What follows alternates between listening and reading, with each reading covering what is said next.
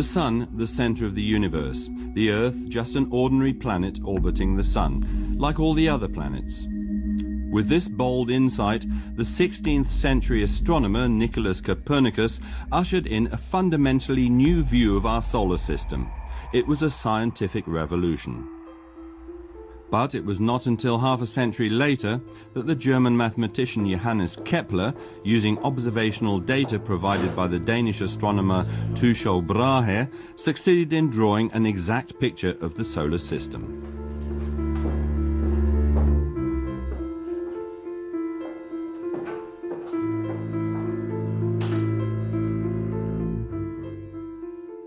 Since time immemorial, man has taken an interest in the heavenly bodies and sought to understand the rules by which they moved. It was soon noticed that most stars seemed not to move relative to each other. These were known as fixed stars. Where they formed conspicuous patterns in the sky, they were grouped together in constellations. Mythological significance was attached to these groupings. In the course of a night, the stars revolve in a circle around the pole star, or at least they seem to. For today we know that it is really the Earth that moves. Greek philosophers regarded the circle as the perfect form, and at the center of this circle, they were sure, was the Earth immobile. But it was also noticed that some stars did move relative to the others. These were called planets, after the Greek word for wanderers. Curiously, sometimes some of these planets seemed to be moving backwards. Mars, for example, when observed from Earth, moves slowly from west to east for months, then seems to come to a halt and move east to west for a few weeks before continuing in its original direction. In order to keep Mars conceptually on a circular orbit, which they regarded as ideal, Greek astronomers hit on the idea that these planets might move on circles within circles, known to mathematicians as epicycles. In around 100 AD, the astronomer Claudius Ptolemy, who lived in Alexandria in Egypt, summarized the work of the Greek astronomers before him into a system that was to hold sway for more than 1,000 years. In this Ptolemaic system, the Earth is at the center of everything. All the celestial bodies revolve around it. Ptolemy assumed a total of 70 circular movements, all going on at the same time independently of each other. This system allowed him to predict the positions of the planets with reasonable accuracy. During the Middle Ages, the Arabs brought back to Europe the knowledge which they had inherited from the Greeks. From then on, the Ptolemaic system determined the world view of the Catholic Church. But could God's creation not be explained rather more simply? This question occupied the Polish scholar Nicholas Copernicus in the early 16th century. After years of calculations, he came to the conclusion that all the planets moved at uniform speeds in orbits around not the Earth, but the Sun, which he thought was at the center of all things. But he had no way of proving this. The Catholic Church rejected the Copernican system and placed his writings on the index of banned books. The German reformer Martin Luther didn't think much of the new theory either. For him, Copernicus was just a fool. Even so, Copernicus had his supporters. One of them, a teacher at the Protestant University of Tübingen, was the astronomer Michael Messlin. He had a student named Johannes Kepler. Johannes Kepler was born on the 27th of December 1571 in Weil, a small town in southern Germany. Although his parents were poor, he was able to attend school.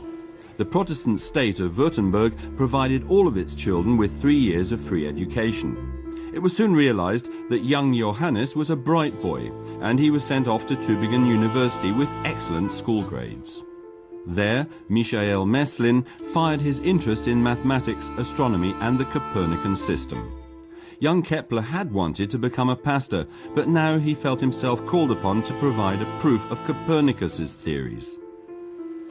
It was also Messlin who persuaded the 23-year-old Kepler to go to the Protestant Austrian city of Graz, where they needed not only a good mathematician, but a Protestant mathematician.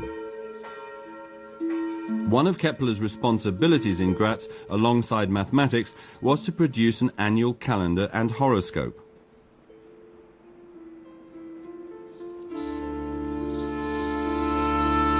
But Kepler was not interested in putting the exploration of the heavens to such banal use as making earthly predictions.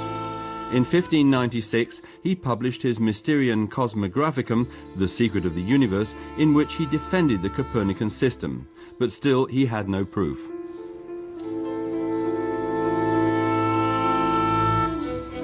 One man who thought he did have proof was the Danish astronomer Tycho Brahe. Not of the Copernican system, but of the Tychonic system, named after him. This still had the Earth in the center, but he thought it was orbited only by the Sun and the Moon. All the other planets, in the spirit of Copernicus, went round the Sun. Brahe found that his model would precisely explain the planetary movements as seen from the Earth, except for that of Mars, which still showed irregularities. Brahe had at his disposal the best observatory of the age. His patron, King Frederick II of Denmark, had even given him the use of the island of Fyn for just this purpose. Here, Brahe was able to observe the night sky undisturbed. His rapidly growing and very accurate database made him famous throughout Europe. But when Frederick died, Brahe's days on Fyn were numbered. The new king, Christian IV, was no longer willing to finance this often domineering astronomer. Brahe left his observatory, island and homeland in disappointment. 2 years later, the man with the golden nose, he had lost his own in a duel, was wandering around Central Europe when he found a new sponsor. He became court astronomer to the Holy Roman Emperor Rudolf II in Prague. Some 30 kilometers from the city, in Planetary Castle, Brahe set up a new observatory, with the best instruments money could buy. What he lacked was a capable assistant who could derive the definitive proof of the Tychonic system from his extensive database. Kepler applied for the post and got it. He had already had to leave Graz after the city was reoccupied by Austrian Catholics. Any Protestants had either to return to the old faith or clear out.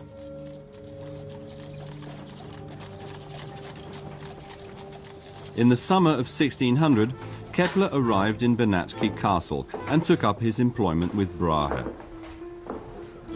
Relations between the two men were tense from the outset. Brahe regarded Kepler as a mere assistant, someone to whom he could delegate mathematical tasks. A human computer, in other words. Kepler, though, was a sensitive man, and Brahe's domineering manner irritated him. Quite apart from that, he thought the Tychonic system was plain wrong, but he kept his mouth shut on that score. He had come to Prague to make use of Brahe's observational data, the best in existence, and he wanted to keep his job. Then, just a year after his arrival, things suddenly changed with the unexpected death of Tycho Brahe. On his deathbed, Tycho had implored his assistant to fight for the final recognition of the Tychonic system, but Kepler was unable and unwilling to keep this promise. Now, as Brahe's successor at the court of Emperor Rudolf II, he found himself in possession of papers which would finally ditch any view of the universe, including the Tychonic, which placed the Earth at the center. Kepler looked particularly hard at Mars, whose orbit Brahe had measured. He sought to understand the planet's path in Copernican terms. After 4 years of hard work, he realized this wasn't possible. There was only one conclusion. Something in Copernicus's theory was wrong. As a result, Kepler came to formulate his first law, which dispensed with a 2,000-year-old tradition. The planetary orbits were not circles, but ellipses, with the Sun at one focus. Kepler also slaughtered another sacred cow, namely the idea that the planets moved at constant speeds. In reality, they move faster when nearer the Sun than when further away. In his second law, he showed, again using Brahe's data, that an imaginary line between a planet and the Sun sweeps out equal areas in equal times.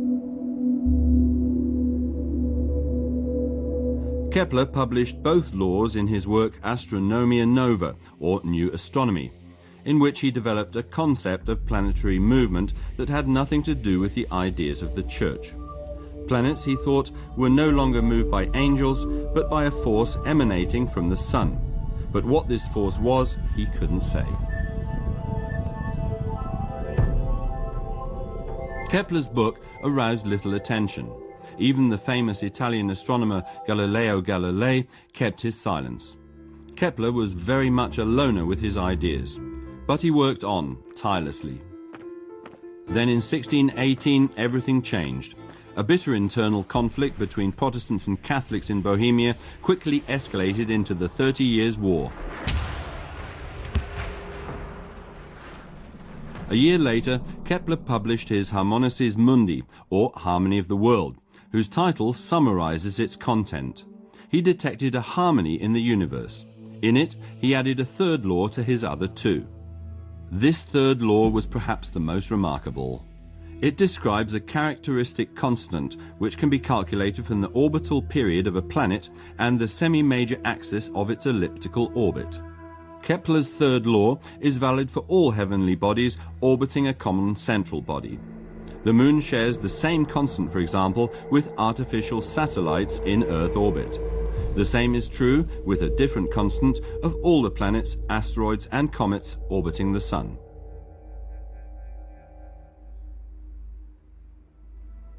Kepler was now certain he was beginning to understand God's plan of creation, but he did not fall prey to the illusion that his Harmony of the World would be immediately understood. In his preface he wrote, "My book may have to wait 100 years for a reader, for God himself had to wait 6,000 years for someone who could penetrate his work." In fact, it took about 50 years before this reader was found. The English scientist Isaac Newton.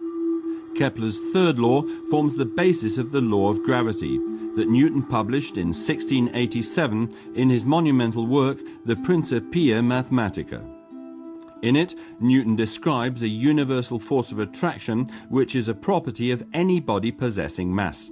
This force explains the movements of the stars, the planets and their moons.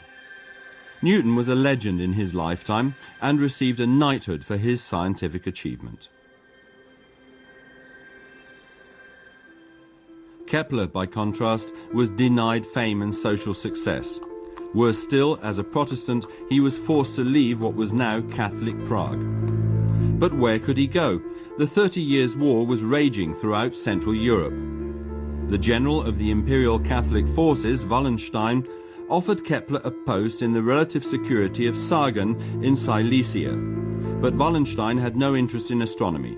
All he wanted to know was whether the stars were favorable for his military plans. Once again, Kepler was forced to earn his living from horoscopes. But Wallenstein didn't even pay on time, so Kepler got into serious difficulties. He went to Regensburg in the hope of calling in some old debts of his own. There he fell ill and died on the 15th of November 1630. He was buried in the Protestant cemetery outside the city. 3 years later, the site was laid waste in the confusion of the war. Kepler's work made the Copernican worldview unassailable. Working entirely alone, he succeeded in using Tycho Brahe's observational data to correctly interpret the movements of the planets.